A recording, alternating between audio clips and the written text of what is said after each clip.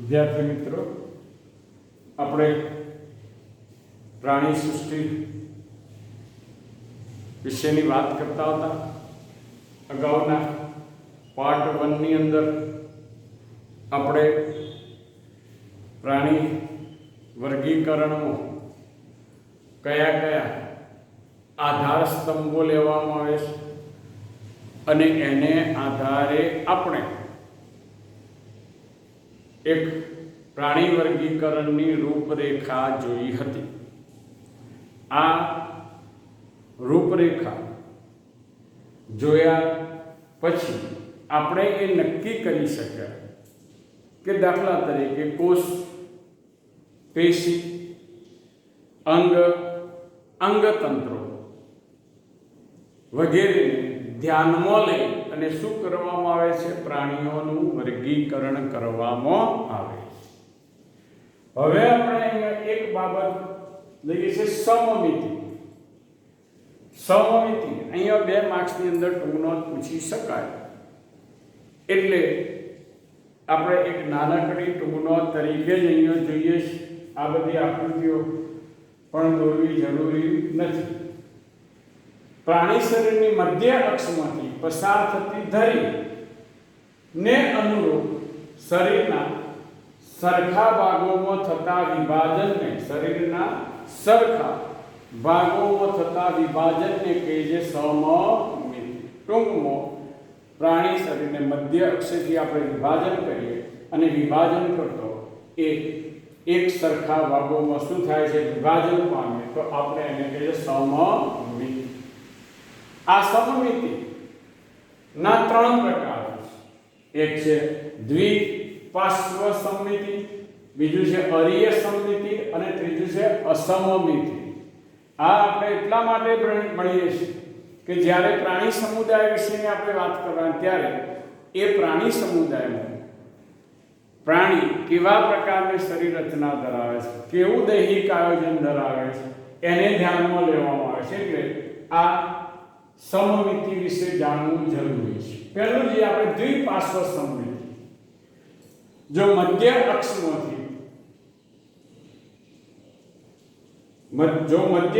પર કોઈ એક જ ધરીથી પ્રાણી શરીરને ડાબા અને જમણા 2 સમાન ભાગોમાં વિભાજન કરે તો તેને કહીએ છીએ આપણે દ્વિપાર્શ્વ સમમિતિ.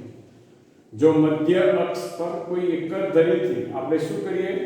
કોઈ મધ્ય ભાગેથી આપણે પ્રાણી શરીરને લંબ અક્ષે વિભાજન કરીએ અને જમણા અને ડાબા એમ 2 એક સરખા ભાગોમાં એના શરીરને વિભાજિત કરી શકાય તો આપણે એને દ્વિપાર્શ્વ સમમિતિ કહીએ છીએ. મોટે ભાગે ઉચ્ચ કક્ષાના પ્રાણીઓમાં આ દ્વિપાર્શ્વ સમમિતિ જોવા મળે છે. નુપુરક છે, સંધિપાદ છે અને બધા જ મેરુદંડી પ્રાણીઓમાં આ દ્વિપાર્શ્વ સમમિતિ જોવા મળે. એટલે મધ્ય અક્ષથી પ્રાણી શરીરને વિભાજન કરીએ, જમણા અને ડાબા એમ 2 સરખા ભાગમાં વિભાજન થાય તો એને આપણે દ્વિપાર્શ્વ સમમિતિ કહીએ છીએ. આપણે અહીંયા કરચલાની એક આકૃતિ કરીશ તો આ 2 ભાગ સરખા, આ ભાગ બંને જમણા અને ડાબા 2 સરખા ભાગોમાં વિભાજન કરી શકે. અરીય સમમિતિ, જો મધ્ય અક્ષમાંથી પસાર થતી ધરી પ્રાણી શરીરને ત્રિજ્યાસમ દિશામાં, કેવળ ત્રિજ્યાસમ દિશામાં 2 કરતો વધારે સમાન ભાગો, જો અહીંયા 2 જ ભાગોમાં જમણા અને ડાબા, અહીંયા 2 કરતા વધારે સમાન ભાગોમાં વિભાજન કરે તો તેને આપણે કહીએ છીએ અરીય સમમિતિ. કોષ્ઠાંતરિક અને રસૂળચર્મી પ્રાણીઓમાં આ અરીય સમમિતિ જે છે આપણે શું કરીએ? ચોક્કસ ત્રિજ્યા લઈ અને વિભાજન કરીએ તો એના શરીરને એક સરખા અનેક ખંડોમાં વિભાજન કરી શકાય. આ રીતે આ અરીય સમમિતિ અહીંયા તારામાં છેલ્લી બતાવેલું છે આપણે કોષ્ઠાત્વચી સમુદાયનું પ્રાણી. ત્યાર પછી અસમમિતિ, જો મધ્ય અક્ષમાંથી પસાર થતી ધરી પ્રાણી શરીરને સમાન ભાગોમાં વિભાજિત ન કરે તો તેને આપણે કહીએ છીએ અસમમિતિ. વાદળીઓ એટલે કે સચ્છિદ્ર સમુદાયના પ્રાણી, શંખ એટલે મૃદુકાય પ્રાણીમાં આ પ્રકારની અસમમિતિ જોવા મળે. ટૂંકમાં ચોક્કસ પ્રકારે વિભાજન થઈ શકે નહીં, સરખા ભાગમાં વિભાજન ન થાય તેને કહેવાય અસમમિતિ. આ વાદળી અંદર આપણે અસમમિતિ જોઈએ છીએ. આ રીતે આપણે આ અસમમિતિ વિશેની વાત કરીએ. આમ આ 3 પ્રકારની શરીર રચનાઓ આની અંદર જોવા. હવે આપણે પ્રાણી વર્ગીકરણ એક બીજો આધાર સ્તંભ ગર્ભ સ્તર વિશેની વાત કરીએ. આ અગાઉ આપણે સમમિતિ ને આધારે પ્રાણી વર્ગીકરણની વાત કરી. હવે જોઈએ છે ગર્ભ સ્તર. આપણને એમ કે ગર્ભ સ્તર એટલે શું કે બહુકોષીય પ્રાણીઓમાં ગર્ભ વિકાસ દરમિયાન આંતરકોષ કે આધ્યાંતર નામના ઓલાનને ફરતે વીંટળાતા આવરણોને કહે છે ગર્ભ સ્તર. હવે જોઈએ કેવી રીતે આ ગર્ભ સ્તરોની રચના થાય. તો આપણે પહેલા તો જોઈએ કે બહુકોષીય એટલે કે યુમેટાજુઆમાં ગર્ભ વિકાસ દરમિયાન પહેલા જુવાની અંદર આપણને ખબર છે કે માત્ર બહુકોષીય સરળ સંરચના જોવા મળે છે, પેશીઓ જોવા મળતી નથી. એટલે એમાં ગર્ભ સ્તરો જોવા મળતા નથી. પણ યુમેટાજુઆ ની અંદર ગર્ભ વિકાસ દરમિયાન ગર્ભના બરાબર મધ્ય ભાગે એક ઉલાણ સર્જાય છે, જેને આપણે કહીએ છીએ આંતરકોષ્ઠ અથવા તો આદ્યાંત્ર કે આદિ પાચન ગુહા તરીકે ઓળખીએ છીએ. ગર્ભ વિકાસ દરમિયાન આ આંતરકોષ્ઠના ફરતે જુદા જુદા આવરણો વીંટળાય છે, જેને આપણે કહીએ છીએ ગર્ભ સ્તર. આ ગર્ભસ્તરો ના સ્થાનને આધારે 3 પ્રકાર પાડીએ છીએ. જેમ કે સૌથી બહારના ભાગે ગોઠવાયેલા આવરણને બાહ્ય ગર્ભસ્તર, એના નીચે આવેલાને મધ્ય ગર્ભસ્તર અને સૌથી અંદર એટલે કે આંતરકોષની તરત જ ઉપર ગોઠવાયેલા આવરણને કહે છે અંતઃગર્ભસ્તર. આમ બાહ્ય ગર્ભસ્તર, મધ્ય ગર્ભસ્તર અને અંતઃગર્ભસ્તર આવા 3 ગર્ભસ્તરો ગર્ભ વિકાસ દરમિયાન રચાય. હવે આપણે આ ગર્ભસ્તરોની સંખ્યાને આધારે પ્રાણીઓના પ્રકાર જોઈએ. તો કે 2 પ્રકાર પાડીએ છીએ: દ્વિગર્ભસ્તરીય પ્રાણીઓ અને ત્રિગર્ભસ્તરીય પ્રાણીઓ. પહેલા દ્વિગર્ભસ્તરીય પ્રાણીઓ કે જે પ્રાણીઓમાં આંતરકોષને ફરતે બાહ્ય ગર્ભસ્તર અને અંતઃગર્ભસ્તર એવા 2 જ ગર્ભસ્તરો જોવા મળે. કયા? બાહ્ય ગર્ભસ્તર અને અંતઃગર્ભસ્તર એવા 2 જ ગર્ભસ્તરો જોવા મળે. એને કહે છે દ્વિગર્ભસ્તરીય પ્રાણી.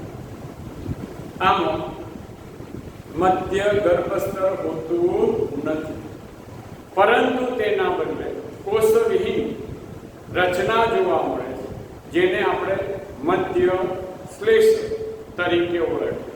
આમ મધ્ય ગર્ભસ્તર નથી, પરંતુ તેના બદલે અવિભેદિત સ્તર તરીકે શું જોવા મળે? મધ્ય શ્લેષ સ્તર જોવા મળે છે. આ પ્રાણીઓ એ દ્વિગર્ભસ્તરીય છે. એમાં માત્ર પેશીઓ જોવા મળે છે, અંગો જોવા મળતા નથી. દાખલા તરીકે કોષ્ઠાંતરી સમુદાયના પ્રાણીઓ. હવે જે ત્રિગર્ભસ્તરીય પ્રાણીઓ, જે પ્રાણીઓમાં આંતરકોષને ફરતે બાહ્ય ગર્ભસ્તર, મધ્ય ગર્ભસ્તર અને અંતઃગર્ભસ્તર એવા 3 ગર્ભસ્તરો જોવા મળે, એને કહીએ છીએ ત્રિગર્ભસ્તરીય પ્રાણી.